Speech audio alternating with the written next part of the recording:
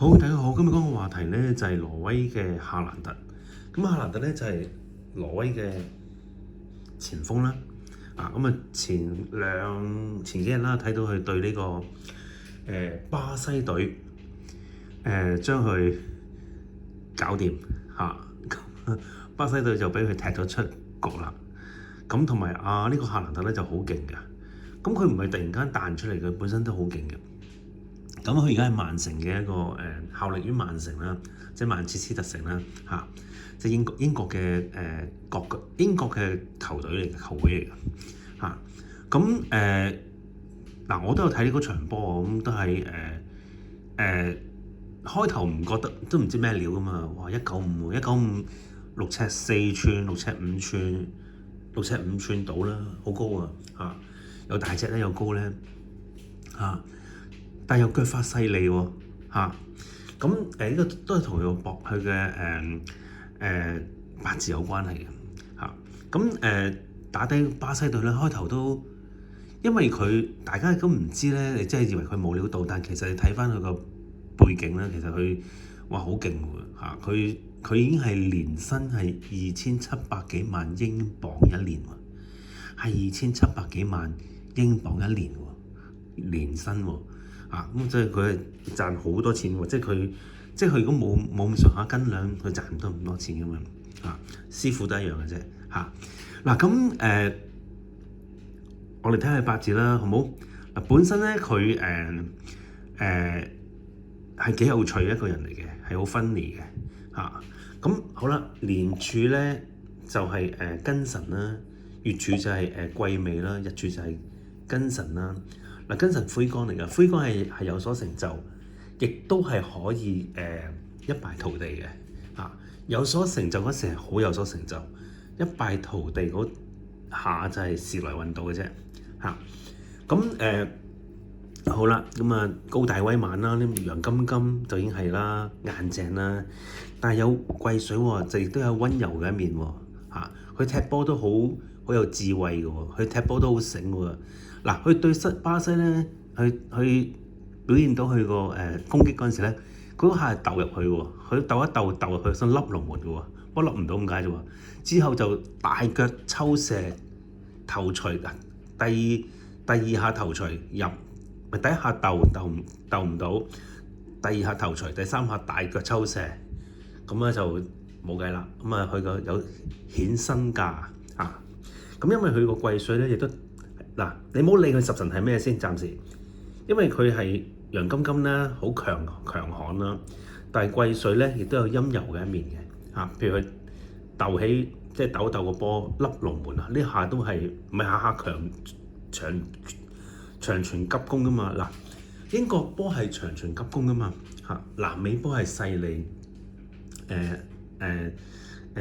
小組噶嘛即係變咗係腳法細膩成咁南美就係，而英國咧就係長傳急攻嘅，咁佢亦都有長傳急攻同埋細膩嘅腳法㗎好啦，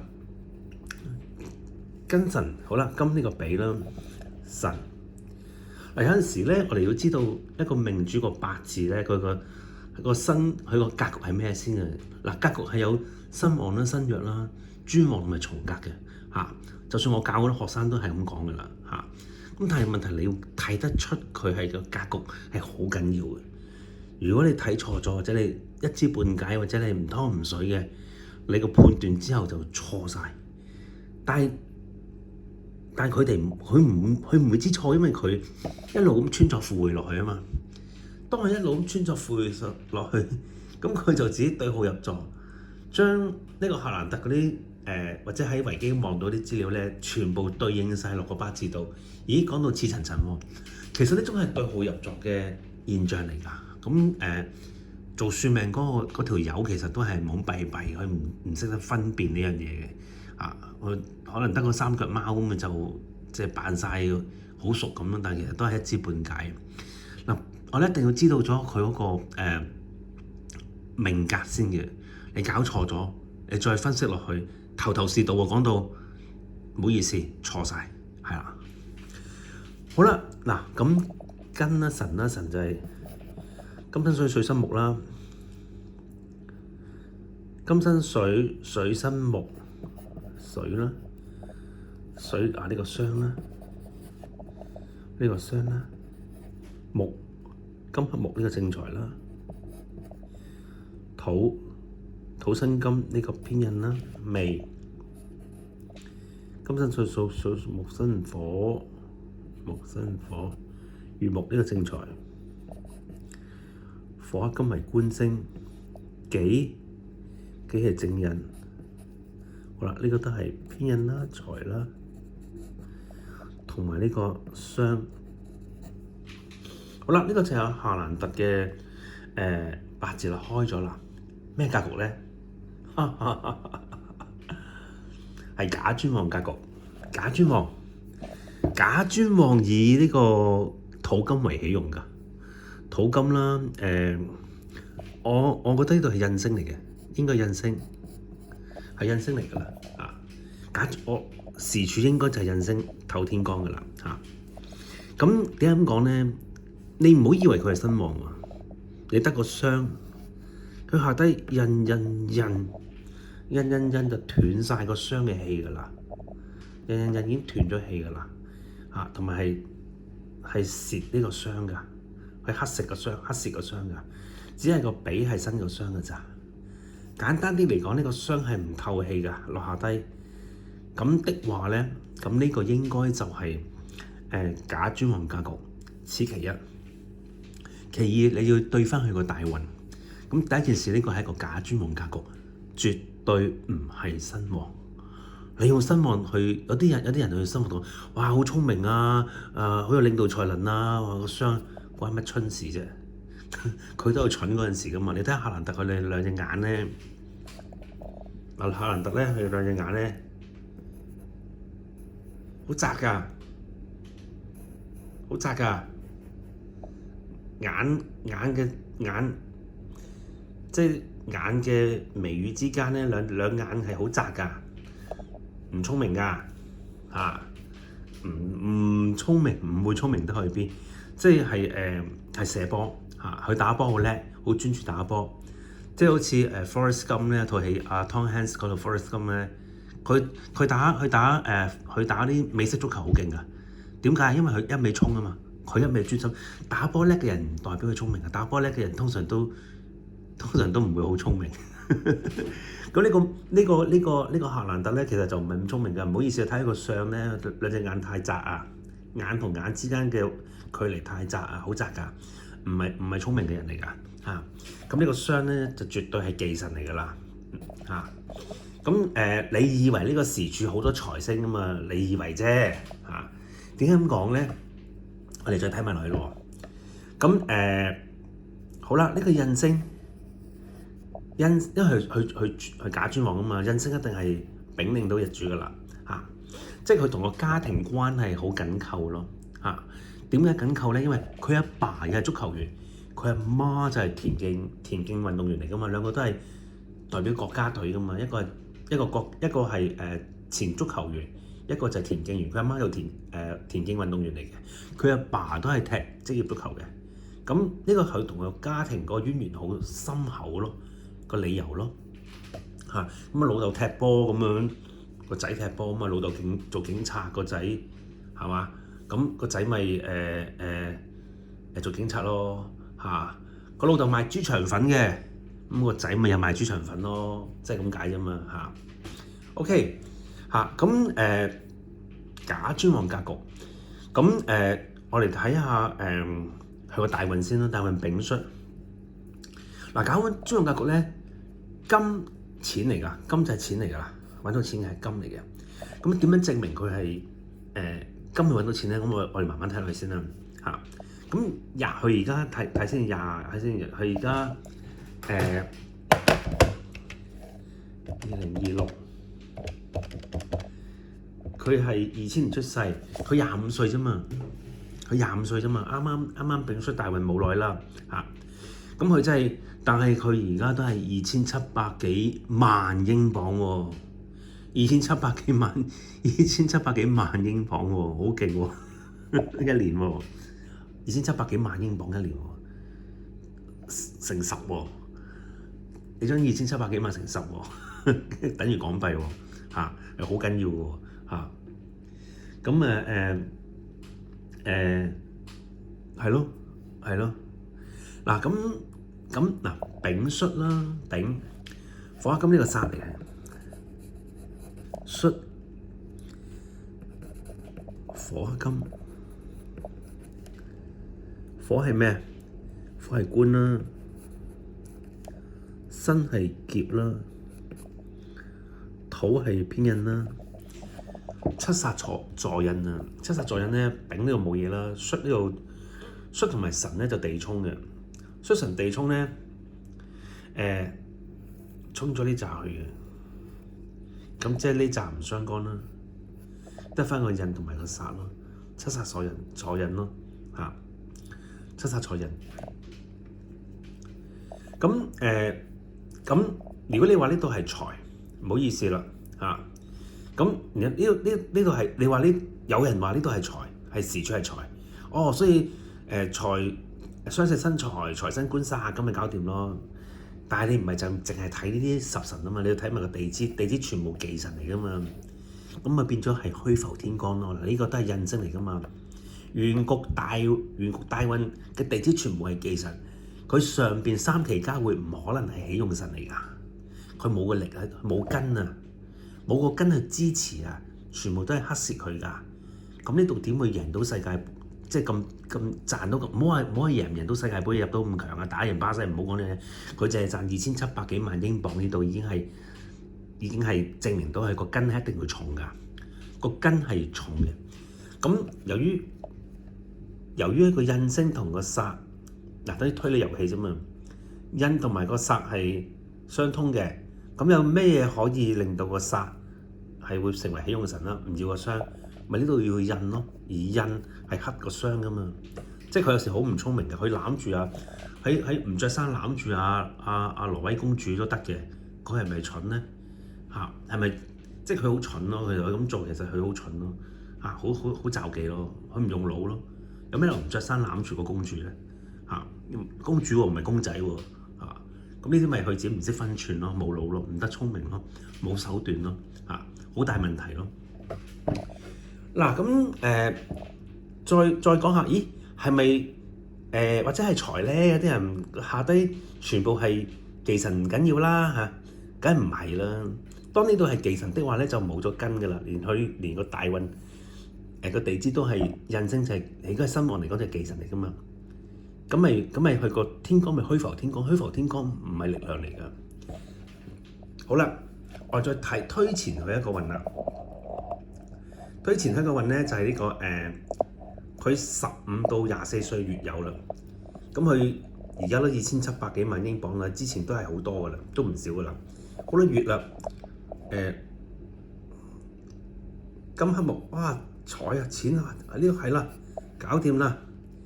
呢個係劫，咁唔好意思喎，呢度係月金兩個金喎，月金合金喎，由財變金去原局冇地之後，就劫嚟噶咯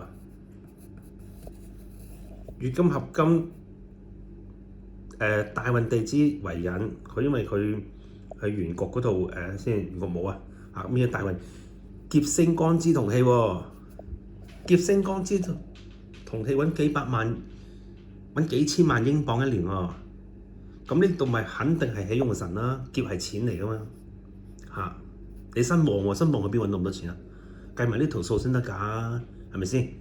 即係咁解咯。咁所以呢個劫的話咧，呢度應該就印嚟㗎啦，推理遊戲嚟㗎，推命啊嘛，算命啊嘛，係有個推理嘅成分喺度㗎嘛，下齊晒資料，鬼唔知好咩？但係好多時都資料唔齊㗎嘛。仲有一樣嘢就係功夫唔夠，俾齊資料你都係唔識睇㗎啦。所以三柱四柱都唔係太大分別。個分別咩啊？係個師傅嘅質素咯。呢度先係最大嘅分別咯。咁所以嚟講咧，佢呢個係越有呢個大運咧，就必定係劫財干支同氣啦。咁就揾到咁多錢啦。咁所以佢到呢個25到34歲呢個丙戌咧，衝晒呢扎嘢走啦。咁殺坐印，咁咁呢度唔可以，呢個傷唔可能係喜用神噶嘛，必定呢個係印可以制傷嚟到去生殺，係啦。咁佢就25歲至34歲都仲有排撈，都係唔差，唔差㗎咋。佢冇以前上個運15到24歲咁 beautiful 嘅，點解啊？因為佢戌同神咧地沖咗啊，呢度就冇咗忽㗎啦。佢呢個係餘氣，呢個主氣咧，神戌丑未嘅主氣力量係細㗎。佢雖然我當佢應該都贏唔到世界盃啊，贏唔到冠軍，我諗佢三甲都未必入到啊，有可能三甲都未必入到㗎嚇，因為佢呢個佢呢個偏印咧就唔係力量強㗎，因為佢主氣，但係因為神戌丑未，佢嗰個主氣力量係最弱㗎嘛，或者咁講啦，即使佢贏咗入咗三甲啦，我當佢入咗三甲啦嚇，佢之後佢個足球個運勢咧都唔係話好正嘅，點解咧？因為個戌係沖散咗啊，沖咗下低，即係得返一橛仔主氣，呢個係神戌丑未嘅主氣係弱㗎，所以佢25到34歲個運咧，即使佢七煞坐印、天干有印的話咧，都係完咗個世界盃之後，佢係咪再繼續發達咧？未必，應該會開始慢慢下降㗎啦，嗰個能力下降㗎啦，就冇咁勁㗎啦。呢個就係呢個大運嗰個現象嚟嘅。好啦，我哋睇翻2026年啦，點解會贏到巴西咧？咁啊，嘗試去睇下啦。咁呢個煞啦，呢個午啦，丁同埋忌啦，呢個官啦，己係正印啦，全部都係七煞坐印嘅嘢嚟㗎。七煞坐印佢唔可能個雙官係喜用神㗎，必定係有印去生肖嚟㗎。咁丙冇嘢啦，午未啊化火啦，午未啊化火，午戌化火，午未化火，咁一齊化㗎啦。嗱，午同未可以化，六合可以化，因為大家都係火，午戌又可以會火。唔得啊，戌唔得啊，戌因為佢同神沖咗冇得，佢只係能夠午未去化火。午未化火咧，咁佢天干有煞，咁就火，咁啊變咗煞。好啦，咁喺2026年咧就係煞星干支同氣，都係好正㗎嚇，好正啊，唔差，咪即係起碼一路16強啊，咁啊打上去咯嚇。到7月啦，7月即係而家呢個月啦，7月就甲午嚟嘅，佢7月6號啊嘛。7月6號咧就原則上都係6月嗰個流月嚟嘅，咁就係甲午嚟嘅。睇下先嚇，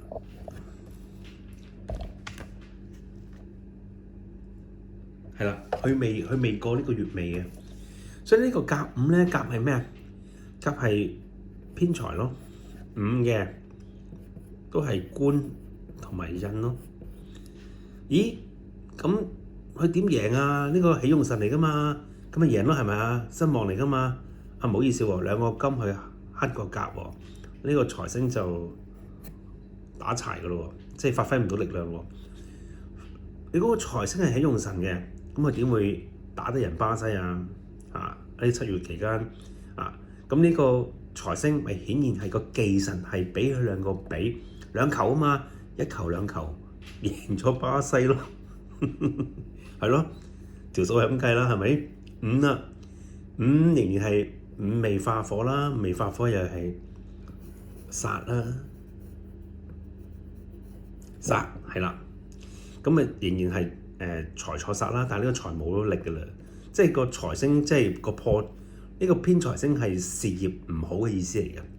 咁事業唔好係忌神嚟㗎嘛，個忌神係俾佢兩腳兩球打冧咗㗎啦嘛。咁你去天干仍然有印㗎嘛，印生煞，咁佢7月咪好正咯，好正咯。呢度係佢又未到月尾嘅，喺臨尾嗰一日嚟嘅，即係7月6號日咧，即係 last 嗰日嚟嘅，所以都叫做係麻麻地 beautiful 啊。所以佢照咁睇咧，佢唔會入得到好入㗎，即係意思咧，8強跟住到4強，咁上下啦，佢有機會喺四強都未必可能會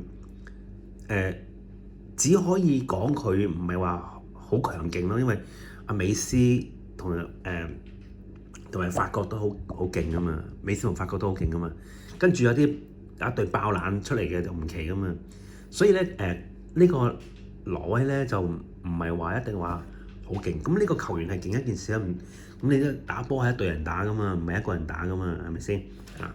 咁就我覺得係麻麻地咯，都係麻麻地咯。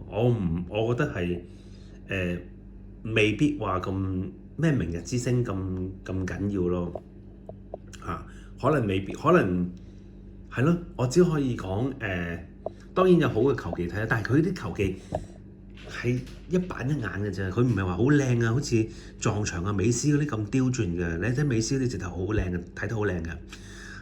同埋或者阿 C 朗嗰啲咧，哇好細膩，腳法勁極度犀利啊嚇，係嗰啲唔係咁，但係佢啲長即係一板一眼咯，即係唔係話突然間你唔覺意扮咁入咗波咁樣，即係睇唔到佢啲技巧唔係好多咯，我覺得係即係唔係咁靚咯，睇啲波唔係睇得咁精彩咯。佢咁大隻點做小組啊？即係撞牆小組嗰啲啊，扭一個轉一個啊，踢一個啊，哇扭到你趴喺度嗰啲佢做唔到啦。佢只係突然間揾到機會一大腳抽埋去咁解嘅啫喎嚇。咁點都好啦，咁都係一個非常之出色嘅球員，咁啊都係睇波嘅啫我哋嚇。咁總之喺7月咧，呢個甲午嘅流月咧就贏咗呢個巴西咧，就喺個7月都係叫好運咯。但係都贏得好險嘅，因為呢個係兩個跟去克一個甲咧，而將個忌神係打低咗。咁加上天干有印，官星為用，咁所以佢就係可以順利晉級。咁因此佢絕對唔會係新王名家。咁你解釋唔到㗎，呢個7月呢個甲午係解釋唔到。好啦，到7月6號啦，睇埋嗰日啦，辛字，辛係咩？辛係劫咯，劫，呢字係火啦，火生土，再生金，火係殺，土係偏印啦，跟嚟比。好啦，辛，丙辛化水，丙辛化水有冇水？好，原局冇水，大運冇水，流月又冇水，咁所以呢個劫咧就叫做合而不化啦。咁個劫，但係仍然喺度啊嘛，仍然喺度啊。咁自未化火，自未化火，火得個殺啫，咁咪變咗殺啦。咁即係劫錯殺咯，劫錯殺贏咗就必定係有個印星，印劫殺三奇交匯。咁你啱咪啊？新旺啊，新旺呢個劫你點解釋啊？呢忌神嚟噶嘛，咁所以唔係絕對唔會係新旺咯。印劫殺三奇交匯，佢雖然係劫錯殺係天地交戰，但係印星係通關之神。我不嬲都咁教啲學生，都係咁樣睇呢件事。咁所以印劫殺三奇交匯，所以贏巴西贏得好漂亮。講完。